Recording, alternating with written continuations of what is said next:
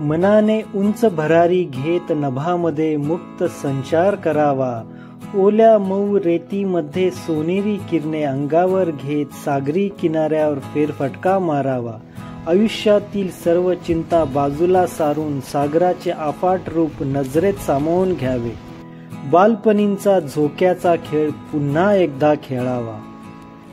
ह्या सर्व गोष्टींची मजा अनुभवण्यासाठी कोकणात जायचा मनात विचार आला आणि आमची पावले कोकणातील कोलथरे ह्या गावातील सुंदर अशा हॉटेल मानसकडे वळाली. ह्या वेळेस कोकणात रेल्वेने जायचे प्लॅनिंग केले. त्यानुसार सुरुवातीला नाशिकहून आम्ही दादरला पोहोचलो आणि नंतर दादर येथून कोकण रेल्वेने आमच्या प्रवासाला सुरुवात करून पहाटे पोहोचलो ते दापोली जवळ असलेल्या खेड ह्या रेल्वे स्थानकावर. आता आमच्या प्रवासाची सुरुवात अतिशय भन्नाट होणार होती.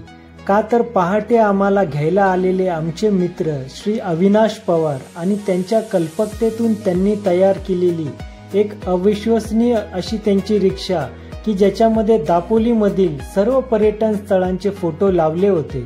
त्याचबरोबर प्रवाशांसाठी फॅन आणि रिक्षाचे आतील इंटेरियर तर फारच एक्झिक्युटिव्ह त्यांनी केलेले होते. अशा प्रकारे आम्ही खेड रेल्वे स्टेशनवरून कोलथरेचा प्रवास चालू करून सकाळी कोलथरेला लवकर पोहोचलो. कोलथरे गावात आल्यानंतर भावांनो आपल्याला अस्सल कोकणी गावाकडे आलेल्याचा नक्कीच प्रत्यय येईल. समोर कौलारू घरं, खाली सारवलेलं अंगण आणि अशामध्ये ह्या कोलथरे गावातील हॉटेल मानसमध्ये मी प्रवेश केला. रात्री ट्रेनचा प्रवास झाल्याने सकाळी जरा आराम करून नंतर बंबाच्या कडक पाण्याने मस्त आंघोळ करून फ्रेश झालो आणि आता नंतर येथील वाडीमध्ये एक चक्कर मारायचा प्लॅन केला. वाडीत चक्कर मारताना मनात एक विचार आला की शहराकडची सकाळ आणि कोकणातील एका सुंदर गावाकडील सकाळ याच्यामध्ये किती फरक असतो. येथे आल्यानंतर एका गोष्टीचा आनंद झाला की जे प्लॅनिंग करून आपण कोलथरेला आलो होतो की आपण कोकणात प्रत्येक वेळेस फिरायला जातो, त्याचबरोबर ह्या वेळेस कोकणात जगायला सुद्धा जायचंय, ह्या सर्व गोष्टी प्रत्यक्षात होत होत्या. वाडीत फेरफटका मारल्यानंतर आता पेटपूजा करायची वेळ होती. जाम भूक लागली होती म्हणून आम्ही इथल्या डायनिंग एरियामध्ये आलो की जो एक्झॅक्टली बीचच्या समोर आहे आणि ह्या डायनिंग एरियामध्ये बसून तुम्ही ब्रेकफास्ट करताना जेवताना समुद्राचा नजारा नेहमी बघू शकता. अशी ही इथल्या होमस्टेची एक खासियत आहे. हे होमस्टे आणि येथील डायनिंग एरिया बीच फ्रंट आहे का तर येथून समुद्र अक्षरशः हाकेच्या अंतरावर आहे. आता येथील होमस्टे आणि रूम्स बद्दल जरा माहिती घेऊया.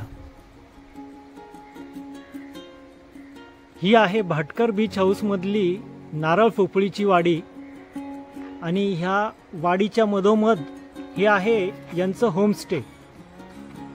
ह्या होमस्टेमध्ये खाली 2 रूम आहेत आणि वरच्या फर्स्ट फ्लोअरला 2 रूम AC आहेत. आता आपण वरती जाऊन बघूया.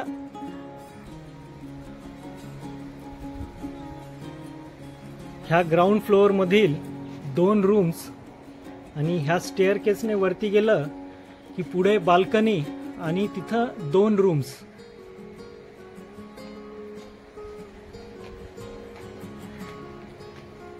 वरच्या बाल्कनीतनं वाडीचा आणि वाडीतनं समुद्राचा जो काही नजारा आहे तो फारच भन्नाट नजारा बघायला मिळतो. पूर्ण आजूबाजूला नारळ पोफळीच्या बागा आहे, सुपारीच्या बागा आहे आणि त्याच्यामध्ये फर्स्ट फ्लोअरला ह्या वाडीतनं सकाळच्या वेळेस तर इतकं छान वाटतं. पक्ष्यांची किलबिलाट, फारच छान सुंदर आणि एकदम मनशांती देणारं वातावरण. बाहेर बसण्यासाठी ह्या अशा चेअर्स, एवढी मोठी बाल्कनी, म्हणजे इथं तुम्ही जर ग्रुपने जर आलात तर तुम्हाला इथं खरंच फार छान एक फॅमिली टाईम घालवता येईल, फॅमिलीबरोबर, मित्रांबरोबर. आणि आता मी तुम्हाला जरा रूम मधनं कशी आहे ते दाखवतो.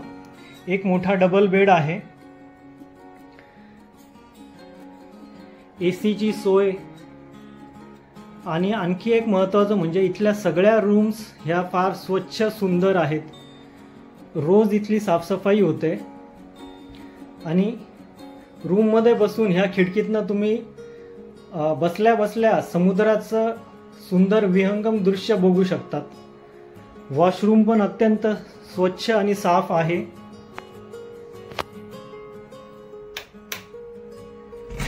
गरम पाण्याची सोय, वेस्टर्न टॉयलेट आणि 2 जण किंवा एक लहान मूल यांच्यासाठी एकदम परफेक्ट ही रूम आहे. तुमचं सामान ठेवण्यासाठी इथं एक छोटं वॉर्डरोब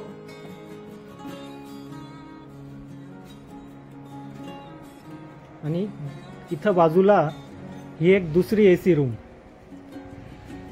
वाडीचा मी तुम्हाला एक नजारा दाखवतो. आणि या भाटकर बीच हाऊसमध्ये इथं यांनी लहान बालगोपाळांना खेळण्यासाठी आपलं गावाकडे जसं हौद ही संकल्पना असते त्याच धर्तीवर इथे एक छोटा हौद बनवलेला आहे. त्याच्यामध्ये लहान मुलं खेळू शकतात.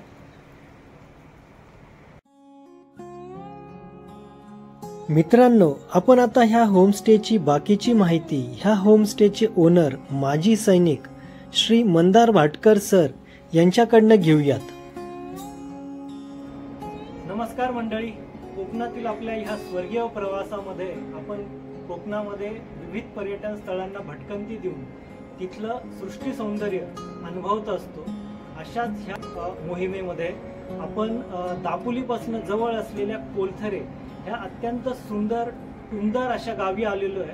आणि कोलथरेमध्ये आल्यानंतर आपण मुक्कामी आहेत ते एक सर्व्हिसमन ते एक यशस्वी व्यावसायिक ह्या व्यवसायामध्ये यशस्वीरित्या त्यांनी पदार्पण केलेले आहे असे श्री मंदार भाटकर सर आज आपल्या बरोबर आहे. आणि त्यांचं हॉटेल मानस हे कोलथरेमध्ये होमस्टे आहे. त्या होमस्टे बद्दल आता मंदार सर आपल्या प्रेक्षकांना बाकीची माहिती सांगतील. मंदार सर, तुमचं आपल्या यूट्यूब चॅनलवर स्वागत आहे. नमस्कार. आता मंदार सर, आपल्या प्रेक्षकांना काही थोडक्यात माहिती सांगा की कोलथरेमध्ये येण्यासाठी मुंबई आणि पुण्यावरनं सोय कशी आहे आणि किती अंतर आहे? आपण सर्वप्रथम घेऊया मुंबईपासून आपले 200 किलोमीटर पडतं. जर तुम्हाला बाय बस यायचं असेल तर मुंबईवरून दापोलीपर्यंत तुम्हाला बसने यावं लागतं. आणि दापोलीवरून आपल्या इथे कोलथरला येण्यासाठी एकतर ऑटो करावी लागते किंवा मग एसटी महामंडळाच्या गाड्या असतात. प्रायव्हेट व्हेकल्स पण प्रायव्हेट व्हेकल पण हायर करता येतील. पुण्यावरून आपलं पडतं 220 किलोमीटर. ते पण सेमच आहे. पुण्यावरून तुम्हाला दापोलीपर्यंत बस पकडावी लागेल आणि दापोलीपासून पुढे कोलथरला येण्यासाठी इतर एसटी महामंडळाची बस किंवा ऑटो किंवा मग प्रायव्हेट व्हेकल तुम्हाला करून येता येईल. आणि जर आपण कोकण रेल्वेने यायचं असेल तर आपल्याला खेड ह्या रेल्वे स्थानकावर खेड या रेल्वे स्थानकावर उतरायचं. तिथून पण सेमच आहे. तिथून बसेस मिळतील दापोलीपर्यंत किंवा मग ऑटो करता येईल दापोलीवरून येते. म्हणजे मुंबई पुण्यावरनं आपल्याला कोलथरे ह्या गावी यायचं असेल तर खेडवरनं दापोली आणि दापोलीवरनं कोलथरे हा प्रवास आपल्याला करावा लागतो.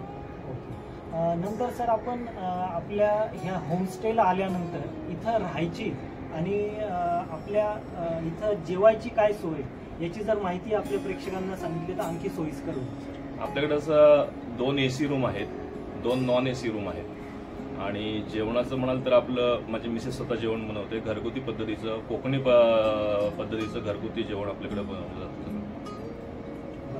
आता प्रेक्षकांना मी एक गोष्ट इथे नमूद करतो की भाटकर सरांच्या इथलं खासियत म्हणजे वहिनींच्या हातचं जेवण अत्यंत रुचकर आणि कोकणी पद्धतीने घरगुती मसाले बनवून जे स्वादिष्ट जेवण इथं तुम्ही जेवाल ते तुम्हाला आयुष्यभर लक्षात राहील. इतकं छान इथलं जेवण असतं. तर जेवणासाठी तर मी भाटकर सरांच्या ह्या होमस्टेला 10 पैकी 10 गुण देईल. एवढं स्वादिष्ट जेवण तुम्हाला इथं जेवायला मिळेल याची गॅरंटी माझी. आता सर, आपण कोलथरला आल्यानंतर कोलथरेच्या आजूबाजूला पर्यटनाच्या दृष्टीने काही मंदिरं किंवा बाकीचे काही बीचेस असं आपल्या प्रेक्षकांना कुठल्या स्थळांना जाता येईल? हो सांगेन मी. आपल्या कोळतऱ्यामध्येच एक प्रसिद्ध मंदिर आहे, स्वयंभू कोळेश्वराचं मंदिर आहे. ते भरपूर लोकांचं कुलदैवत आहे. ते गावामध्येच आहे. प्लस चंडिका मातेचं मंदिर आहे, इथून 9 किलोमीटर दाभोळला. ते प्राचीन मंदिर आहे आणि गुहेमध्ये आहे. ते देवी स्वयंभू आहे चंडिका माता, आणि ते पांडवकालीन आहे. दुसरं पांडवकालीन आहे, पूर्ण भैरव. दुसरं एक पंचनदी इथून 3 किलोमीटर आहे, तिथे सप्तेश्वराचं मंदिर आहे. ते जुन्या पद्धतीचं बांधकाम आहे, ते पाहायला मिळतं.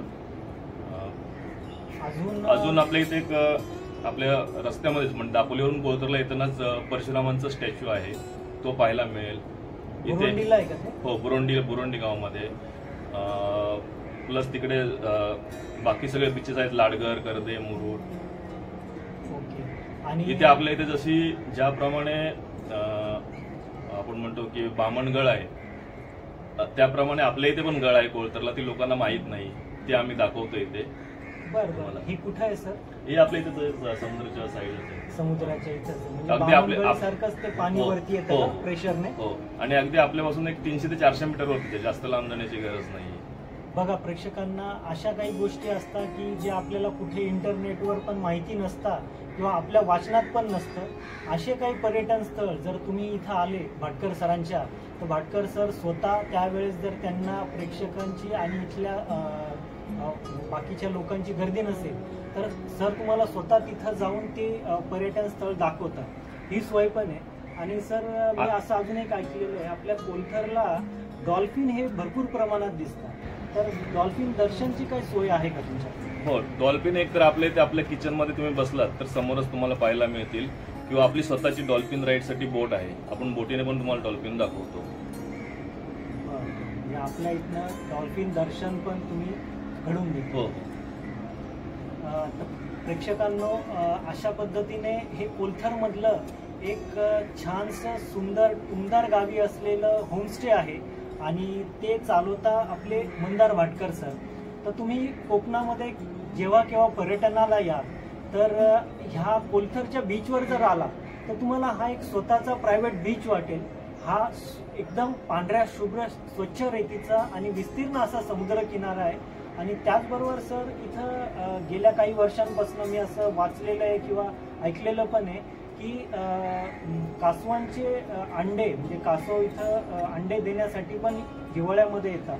तर ते कासवांच्या पिल्लांचं पण इथं संवर्धन केलं जातं का? हो सर, नक्कीच. आपल्या इथे खूप मोठ्या प्रमाणामध्ये कासवाचं संवर्धन केलं जातं. भरपूरशी पिल्लं आपल्याकडून सोडली जातात आणि आता त्याचा सीझन चालू आहे. आता कासव अंडी घालायला येतात. आता ते आपल्याकडे पाहायला मिळतील या सीझनला. आणि एक साधारणतः 55 ते 60 दिवसानंतर त्या कासवांची पिल्लं पाहायला मिळतील. अरे वा. म्हणजे आपण जसं भरपूर प्रेक्षकांना हे माहीत असतं की वेळासला कासव फेस्टिवल होतं, पण कोळथरला सुद्धा अशा प्रकारची ऍक्टिव्हिटी होते हे बऱ्याच कमी लोकांना माहीत असतील. तर आपल्या चॅनल मार्फत आज प्रेक्षकांना ही पण एक चांगली गोष्ट मिळाली, माहिती मिळालेली की तुम्ही कोळथरला आला तर तुम्हाला कासवांचे संवर्धन ही ऍक्टिव्हिटी सुद्धा बघायला मिळेल. तर मी आपल्या प्रेक्षकांना सर्वांना नम्र आवाहन करतो की तुम्ही कोळथरला या, ह्या सुंदर टुमदार गावी या आणि मंदार सरांच्या ह्या होमस्टेमध्ये राहा. इथं तुम्हाला खरंच घरी राहिल्याचा आनंद येईल. आणि त्याचबरोबर आपण आता जिथं बसलेलो आहे हे त्यांचं 2nd फ्लोअरची रूम्स आहेत आणि याच्या मागेच त्यांची वाडी आहे. आणि त्या वाडीतनं पुढे गेलो की त्यांचं किचन आणि किचनच्या एक्झॅक्ट समोर कोळथरचा समुद्र किनारा. म्हणजे तुम्ही इथं बसून रूममध्ये बसून तुम्हाला समुद्राचं दर्शन होतं. असा हा समुद्र किनाऱ्यालगत असलेला होमस्टे, तर याला तुम्ही नक्की आवर्जून भेट द्या. तुम्हाला हा खरंच फार आवडेल. इथं आजूबाजूला प्रेक्षणीय स्थळं पण भरपूर चांगले, इथं राहायची आणि सगळ्यात महत्त्वाची म्हणजे जेवायची सोय फार छान आहे. तर तुम्ही वाट कसली बघताय प्रेक्षकांनो, या मंदार सरांच्या ह्या होमस्टेला नक्कीच व्हिजिट द्या. नमस्कार.